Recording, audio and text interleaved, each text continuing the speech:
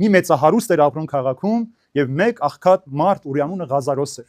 Տերը չի հիշում հարուստի անունը։ Դիտավորյալ Հիսուս չի ասում, այստեղ ինչ էր այդ հարուստի անունը, ցույց տալու համար, որ ամբարտավան, մեղավոր մարդը Աստծո համար հիշելի չէ, եւ ասում եմ անբավարտանի անունը իմ շուրթերին չպիտի հնչի։ Այն մարդ, ով Աստծուն չի ճանաչում, մեղքի կյանք է ապրում, նրա չի կարող Աստծո կողմից հիշված լինել։ Բայց Ղազարոս, որ աղքատ էր, ոչինչ չուներ, միայն սրա նրա սեղանից թափված փրշակներ էր ուտում, Աստված նրա անունը հիշում է, որովհետև այս մարդը իր աղքատության մեջ հավատարիմ էր Տիրոջը։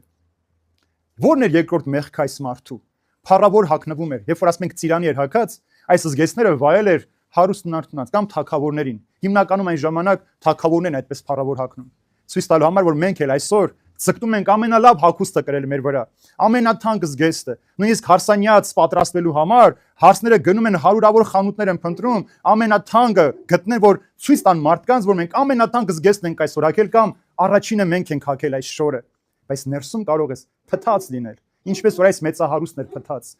Արտաքինից շատ գեղեցիկ էր, փառավոր էր, եկավ, բոլորը տեսնում են, բայց իր ներսում դատարկություն էր, Աստված չկար այնտեղ, դատարկ էր։ Այնպես էլ մենք այդ փուչ արտաքին գեղեցկությամբ մենք այսօր էլ զարդարվում ենք, մարդկանց ուզում ենք ճնշենք նույնիսկ մեր հակած շորով նվաստացնենք, բայց մեր ներսում ոչինչ չկա, ամեն բան փտած է, նեխած է։ Այդ արտաքին գեղեցկությունից չի գալիս նաև քո սերը, քո ջերմությունը, քո հոգատարությունը դիմացի մարդուն։ Թեև այս մարդն էլ հագու կապ ուներ գեղեցիկ, բայց անգութ էր, ողորմած չէր, որտեղ Ղազարոս իր սեղանի թափված փշուրներն էր ուտում։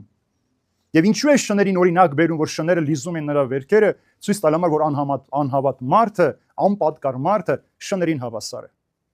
Շամպես այդ մարդը ապրում այս աշխարհի մեջ։ Երկուսն էլ մեռան, ասում է։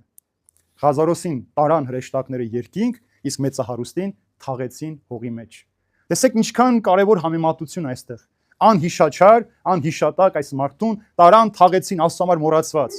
բայց Ղազարոսին հրեշտակները տարան հայր Աբրահամի գիրկը, որտեղ պիտի հավիտենական կյանքը վայելել։ Եվ այս մարդուն հետո ցույց է տալիս, որ դժոխքում էր։ Այսինքն մեր կյանքը, որ ավարտվում է, մենք չենք ապրել աստվածահաճո կյանքով, մեր ժամանակը չենք օգտագործել մեր հոգու փրկության համար, աղքատին օգնելու համար, հիվանդին այցելելու համար, կարիքավորի մի բաժակ ջուր տալու համար, մեր վախճանը պիտի լինի այնտեղ։ Եվ երբ որ տանջվում էր, ասում է, գլուխը բարձրացրեց ու տեսավ Ղազարոսին, որ վայելում է եւ ջուր խնդրեց, բայց ասում է անդուն կա մեր մեջ։ Հայր Աբրահամն ասում է չենք կարող այս կողմից այն կողմ անցնել, ցույց տալու համար, որ եթե չվայելեցիր Աստծո սեր այս աշխարհի մեջ, չհոգացիր քո փրկության մասին, չգնացիր հավիտենական կյանքը փնտրելու ճանապարհին, դժոխքում պիտի այրվես։